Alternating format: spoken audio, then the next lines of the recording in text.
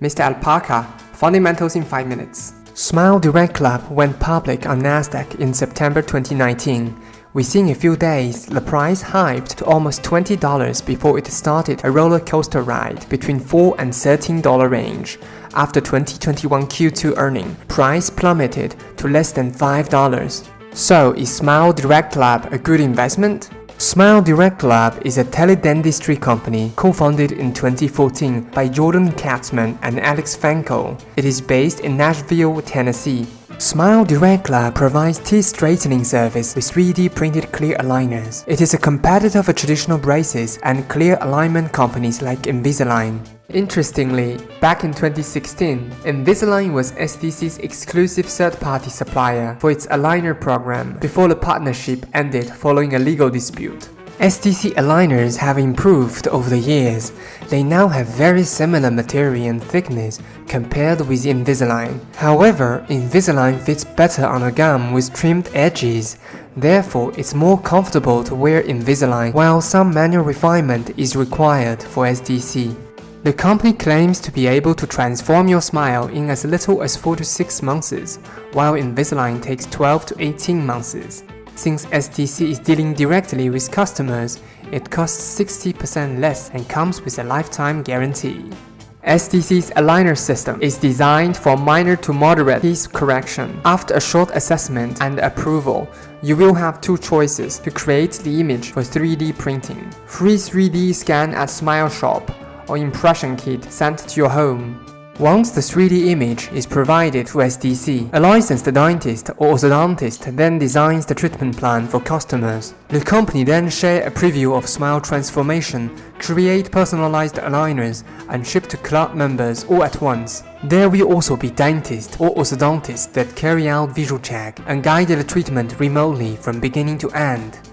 Sounds too good to be true? Some traditional dentists or orthodontists question the safety of SDC treatment. First, perfect candidates should be those with only minor to moderate issues. There are a lot of complicated cases that is unsuitable for SDC system. However, the majority of cases submitted are approved instantly by SDC.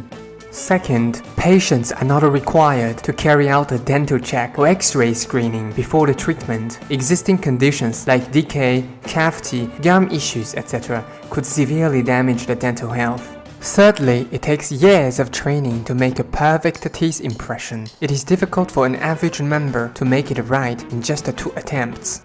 Lastly, the promised regular virtual check-ins are hardly realistic due to a large number of cases and limited number of dentists in SDC network.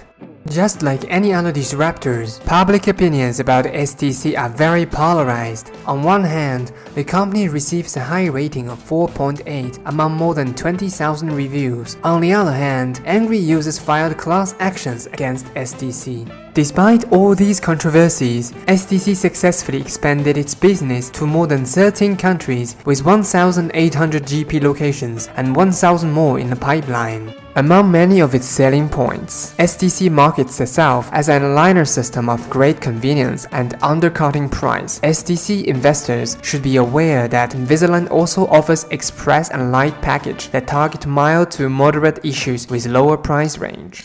Now let's turn to financials. 2021 Q2 earning was quite disappointing. Revenue was 174.2 million, 13% lower than previous quarter, and adjusted EBITDA was negative 22.5 million. SDC blames the decline largely to macroeconomy and cyber attack in April.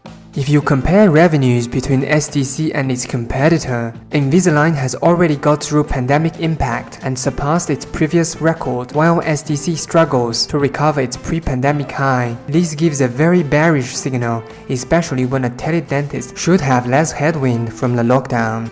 From the statement of operation, we could see most losses are attributed to marketing and selling expenses and general administrative expenses. We could hardly see a meaningful improvement in the near term if SDC continues to boost its brand recognition and increase its market share. Although management is still optimistic about their growth target of 20 to 30% per year, they are clearly struggling to find a balance between widening losses and shrinking market. As for liquidity, currently SDC has 380 million in cash, and it is burning at 50 million per quarter. At this run rate, it could only last 7 quarters. The company would then have to take more loans or dilute shares to keep afloat. With existing 750 million in debt, it raises red flags to investors. One more concerning fact is that among 25 largest shareholders, there is only one insider, CEO David Kaitzman, holding a measly 0.59% of the company, and you can't see any meaningful buy orders from insiders. It is hard to believe that management really have confidence in the growth of the company, or the share price is severely undervalued even after it is slaughtered to only 1/5 of its IPO price. If you look only at its market cap and PS ratio, it seems to be a good turnaround play. But behind it, there are business controversies, stagnating revenue, cash crunch, share dilution, high leverage, and weak insider confidence. Long-term shareholders should watch with caution as how the company is going to leverage its growth in coming quarters. Short-term traders, however, should consider taking profits if price reaches $18, since it is the exercise price for convertible debt with maturity in 2026, a strong resistance in short term.